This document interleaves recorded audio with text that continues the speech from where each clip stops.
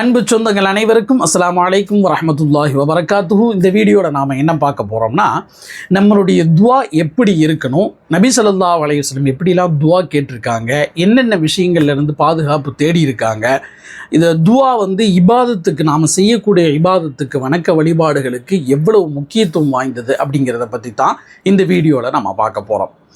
துவா அப்படிங்கிறது நபி ஸல்லல்லாஹு அலைஹி வஸல்லம் நமக்கு சொல்லி தந்த மாதிரி ஒவ்வொரு இபாதத்துக்கும், அது சின்னதோ பெருசோ, குர்ஆன் ஓதுறது, திக்ரு செய்கிறது, நோன்பு வைக்கிறது, தொழுகிறது, ஓதுறது, இப்படி எதுவாக இருந்தாலும் சரி, ஒவ்வொரு இபாதத்தினுடைய பேஸே அதுதான் அப்படின்னு நபி ஸல்லல்லாஹு அலைஹி வஸல்லம் அவங்க சொல்லியிருக்காங்க. அத்வாஉ முஹுல் இபாதா, எல்லா வணக்க வழிபாடுகளுக்கும் துவா தான் ஆணிவேறு, அடிப்படை அப்படின்னு சொல்லியிருக்காங்க. அன்னை ஆயிஷா ரலியல்லாஹு அன்ஹா நாயகம் ஸல்லல்லாஹு அலைஹி வஸல்லம் அவங்களுடைய துவா கேட்குற முறையை பற்றி ஒரு தடவை சொல்லும் பொழுது, ரசூலுல்லாஹி ஸல்லல்லாஹு அலைஹி வஸல்லம் எதை கேட்டாலும் அப்படி ஹோல்சேலாக மொத்தமாக கேட்பாங்க. அதனால தான் ரசூலுல்லாஹ் இந்த துவாவை அடிக்கடி ஓதுவாங்க அப்படின்னு சொல்கிறாங்க. ரப்பனா ஆத்தினா ஃபித் துன்யா ஹசனா வஃபில் ஆஹிரத்தி ஹசனா வகினா அதாபன்னார். நம்ம எல்லாத்துக்குமே அநேகமாக தெரிஞ்சிருக்கக்கூடிய இந்த துவா. இந்த துவாவுடைய அர்த்தம் என்ன? ரப்பனா ஆத்தினா ஃபித் துன்யா ஹசனா, யா அல்லாஹ் இந்த உலகத்தில் எதெல்லாம் நல்லதோ அது எல்லாத்தையும் எங்களுக்கு கொடு. படிப்பு, காசு, பணம், வீடு வாசல், கடன் தொல்லையிலிருந்து பாதுகாப்பு, திடீர் விபத்திலிருந்து, திடீர் மரணத்திலிருந்து, கஷ்டத்திலிருந்து, பலா முசீபத்திலிருந்து, நோயிலிருந்து, மருத்துவமனை தொல்லையிலிருந்து, எல்லாத்துல இருந்தும் எங்களுக்கு பாதுகாப்பு கொடுத்து எங்களுக்கு எதெல்லாம் நல்லதோ அது எல்லாத்தையும் கொடு. இந்த உலகத்தில் எதெல்லாம் எங்களுக்கு நல்லதாக இருக்குமோ அது எல்லாத்தையும் எங்களுக்கு கொடு.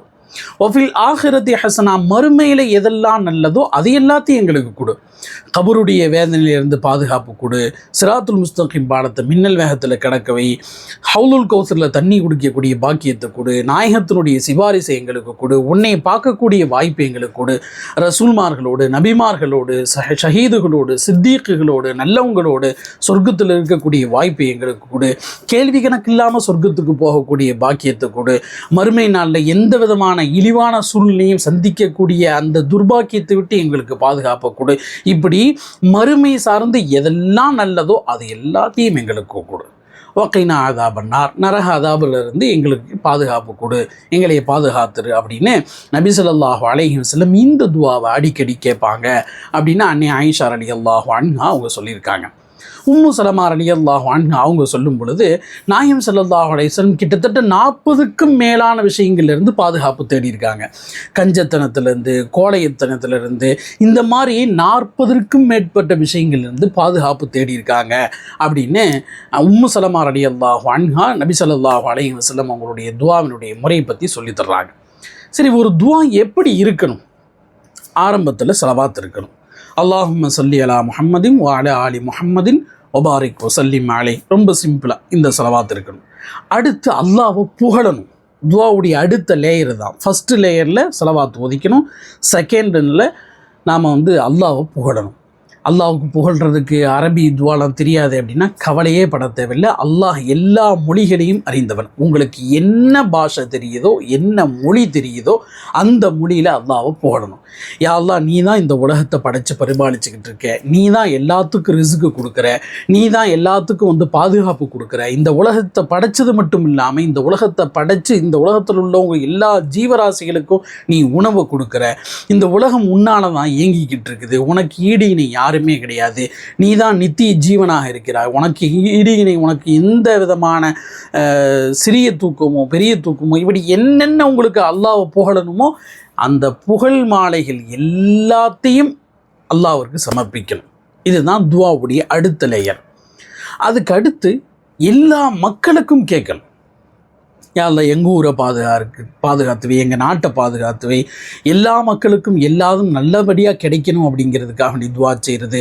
எந்தெந்த நாடுகளில் என்னென்ன மாதிரி சூழ்நிலை இருக்கோ அந்த மக்களுக்கு எதிரான சூழ்நிலையிலிருந்து அந்த நாட்டையும் அந்த நாட்டு மக்களையும் பாதுகாத்துரு அப்படின்னு பொதுவாக எல்லா மக்களுக்கும் நாம் கேட்கணும். கடைசியாக நமக்காக கேட்கணும். செல்ஃபாக தனிப்பட்ட முறையில் நமக்காக என்னென்ன தேவையை முன்னிறுத்தி கேட்கணுமோ அந்த தேவைகளெல்லாம் கேட்டுட்டு லாஸ்ட்டு அதே மாதிரி ஸலவாத்தோடு நாம் துவாவும் முடிக்கிறோம்.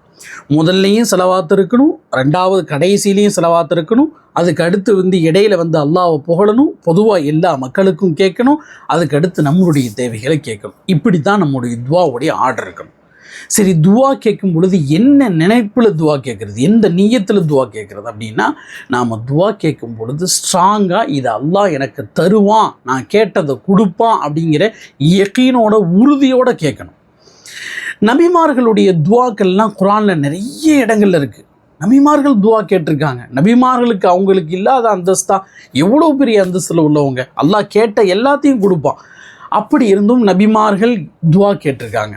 ஆதம் அலைஹிஸ்ஸலாத்திலிருந்து ஆரம்பித்து நாயம் ஸல்லல்லாஹு அலைஹி வஸல்லம் அவங்க வரைக்கும் கேட்ட துவாக்கள் எல்லாமே குர்ஆனில் பதிவாக இருக்குது. ஒவ்வொரு நபிமார்களும் கேட்ட துவா குர்ஆனில் பதிவு செய்யப்பட்டிருக்கு. அதே மாதிரி நம்மளுடைய இபாதத்துகள், நம்மளுடைய வணக்க வழிபாடுகள் எந்த சூழ்நிலையிலையும் ஒரு பெருமைக்காக வேண்டிய 4 பேர் பாராட்டணும், இவர் தொழுகையாடி, இவர் ஹஜ்ஜுக்கு போயிட்டு வந்திருக்காரு, இவர் உம்ராவுக்கு போகிறாரு, இவர் அடிக்கடி உம்ராவுக்கு போகிறாரு, அப்படி இப்படின்னு 4 பேர் பாராட்டணும் அப்படிங்கிறதுக்காக வேண்டி நம்ம துவா நம்மளுடைய இபாதத்துகள் அமைந்து விடக்கூடாது அப்படின்னு துவா கேட்கணும். அப்படி நம்மளுடைய இபாதத்துக்கு இருக்கக்கூடாது அப்படின்னு துவா கேட்கணும். ஏன்னா நபி ஸல்லல்லாஹு அலைஹி வஸல்லம் அவங்க ஹஜ்ஜுக்காக வேண்டி இஹ்ராம் கட்டும்போது முக்கியமாக இந்த துவா கேட்டாங்க. ரசூலுல்லாஹி ஸல்லல்லாஹு அலைஹி வஸல்லம் எப்பேற்பட்டவங்க, அவங்க இல்லைன்னா இந்த உலகமே இல்லை. அவங்களுக்கு இந்த உலகத்தினுடைய அருட்கொடையாக அல்லாஹ் தஆலா அனுப்பிச்சு வச்சிருக்கான். கடைசி நபியாக, உலகத்திலேயே சிறந்த உம்மத்தாக, சிறந்த சமுதாயமாக நாயம் ஸல்லல்லாஹு அலைஹி வஸல்லம் அவங்களுடைய உம்மத்தை ஆக்கி வச்சிருக்கான். அந்த ரசூலுல்லாஹி ஸல்லல்லாஹு அலைஹி வஸல்லம் அவங்க இப்படி துவா கேட்குறாங்க. எப்படி? அல்லாஹும்ம ஹஜ்ஜம் வலா ரியாஉம் வலா சுமா. யா அல்லாஹ், என்னுடைய இந்த ஹஜ்ஜை முகஸ்துதிக்காக வேண்டியோ, பெருமைக்காக வேண்டியோ, 4 பேர் பாராட்டணும் அப்படிங்கிறதுக்காக வேண்டியோ என்னுடைய இந்த ஹஜ்ஜு இருக்கக்கூடாது.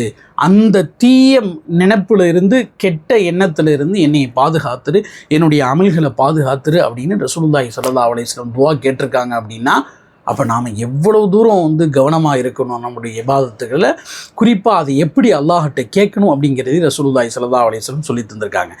எந்த இபாதத்தாக இருந்தாலும், சின்னதோ பெருசோ, எதுவாக இருந்தாலும் சரி, 1 நிமிஷம் செய்கிறதோ அல்லது 5 நிமிஷம் 10 நிமிஷம் அல்லது நாள் கணக்கில் செய்யக்கூடிய இபாதத்தோ எதுவாக இருந்தாலும் அந்த இபாதத் பியூரா அல்லாஹுக்கு மட்டும்தான் இருக்கணும் அப்படின்னு நாம் துவாவும் கேட்கணும்.